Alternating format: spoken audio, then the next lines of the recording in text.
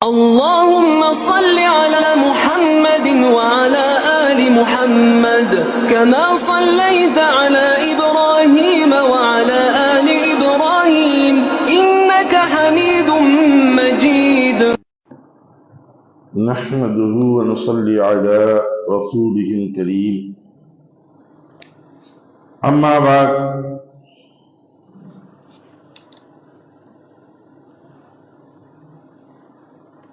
عن ابن عباس رضي الله تعالى عنه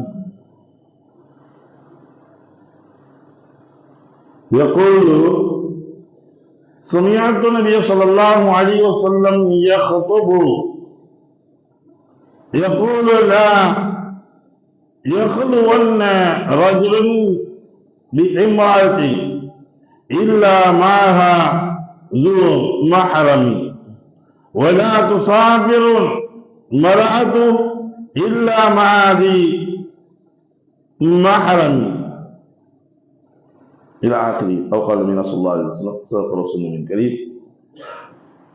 அருமைக்குரிய சகோதரர்களே, பெரியவர்களே, இன்று நாம் பார்க்க இருக்கக்கூடிய தலைப்பு பாடம் பெண்கள் ஹஜ்ஜிற்கு செல்கின்றார்கள் என்றால் அவர்களுக்குரிய வழிமுறைகள்.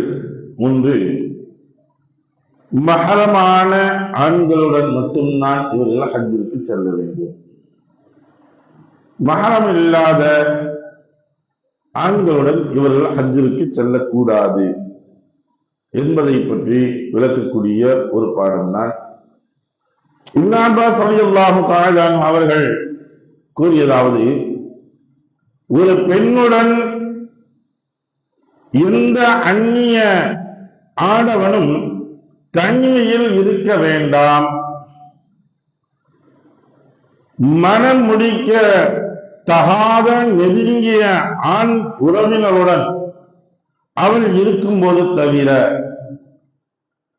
ஒரு பெண் மனம் முடிக்க தகாத நெருங்கிய ஆணுடன் தவிர பயணம் மேற்கொள்ள வேண்டாம் என்று நபி ஸல்லல்லாஹு அலைஹி வஸல்லம் அவர்கள் தமது சொற்பொழிவில் குறிப்பிட்டார்கள். அப்போது ஒரு மனிதன் எழுந்து, அல்லாஹ்வின் தூதர் ஸல்லல்லாஹு அலைஹி வஸல்லம் அவர்களே, என் மனைவி ஹஜ் செய்ய புறப்பட்டு விட்டால் இன்னென்ன போரில் என் பெயர் பதிவு செய்யப்பட்டுள்ளது, இந்நிலையில் நான் என்ன செய்வது என்று கேட்டார். நபி ஸல்லல்லாஹு அலைஹி வஸல்லம் அவர்கள், நீர் சென்று உம்முடைய மனைவியுடன் ஹஜ் செய்வீராக என்று கூறினார்கள் என்பதாக சொல்லப்பட்டிருக்கின்றது. இந்த பாடத்தில் குறிப்பிடக்கூடியது, நீண்ட தூர பயணம் மேற்கொள்ளும் போதும், அதாவது 3 நாட்களுடைய இரவுகளையும் அளவிற்கு, இந்த அளவிற்குரிய நீண்ட தூரம் பயணம் மேற்கொள்கின்றார்கள். நீங்க போகக்கூடிய தூரத்தை வச்சு நம்ம கனெக்ட் பண்ணக்கூடாது. அதாவது அன்று வாகனம் என்று சொல்லக்கூடியது ஒட்டகம், குதிரை, இது போன்ற வாகனங்கள் மேற்கொண்டால் எத்தனை கிலோமீட்டர்கள் இவர்கள் 3 இரவுகளை கடப்பார்களோ அந்த தூரத்தை எடுக்க வேண்டும். பயணம் மேற்கொள்ளும் போது எதிர்பாராத விபத்துக்களும் அசம்பாவிதமும் நடந்துருச்சு. இது என எல்லாத்துக்கும் ஏற்படக்கூடிய ஒரு வாய்ப்புகள் என்பது உண்டு. ஆகவே ஒரு பெண் ஹஜ்ஜுக்காகவோ வேறு காரணங்களுக்காகவோ வெளியூர் பயணம் மேற்கொண்டால் அவளது உயிர், உடைமை, கற்பு ஆகியவற்றை அந்த பெண் தகுந்த பாதுகாப்பு ஏற்பாடுகள் செய்திருக்க வேண்டும்.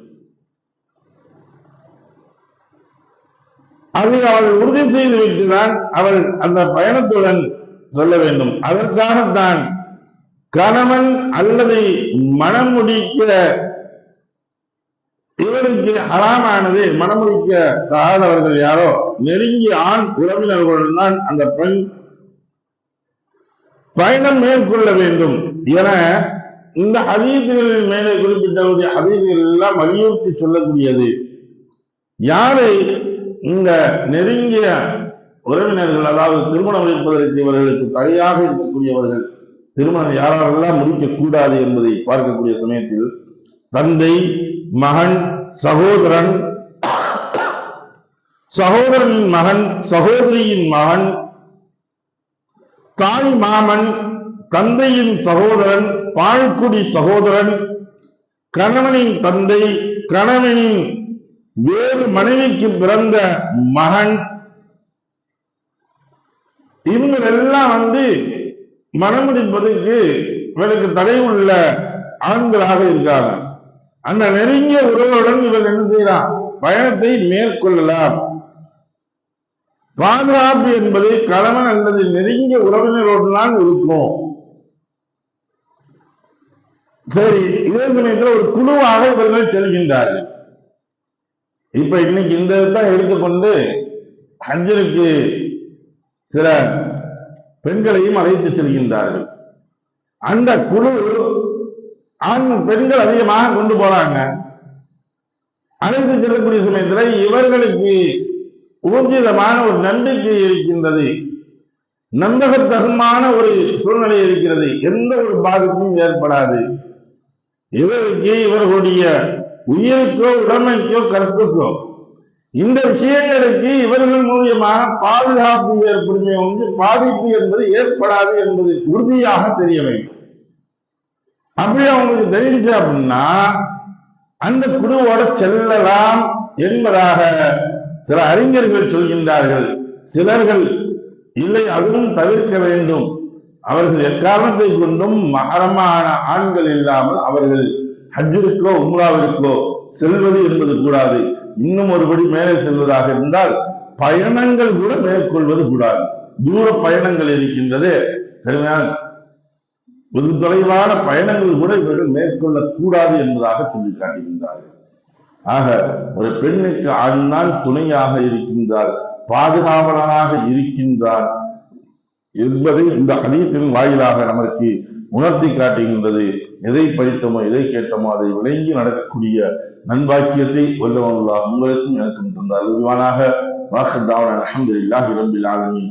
சுப்ஹானல்லாஹி வபிஹம்திஹி சுப்ஹானக அல்லாஹும்ம வபிஹம்திக வனஷ்ஹது அன் லா இலாஹா இல்லா அன்த வனஸ்தக்பிருக வனதூபு இலைக. ஆமீன். சுப்ஹான ரப்பிக ரப்பில் இஸ்ஸத்தி அம்மா யசிஃபூன் வஸ்ஸலாமு அலல் முர்ஸலீன் வல்ஹம்துலில்லாஹி ரப்பில் ஆலமீன்.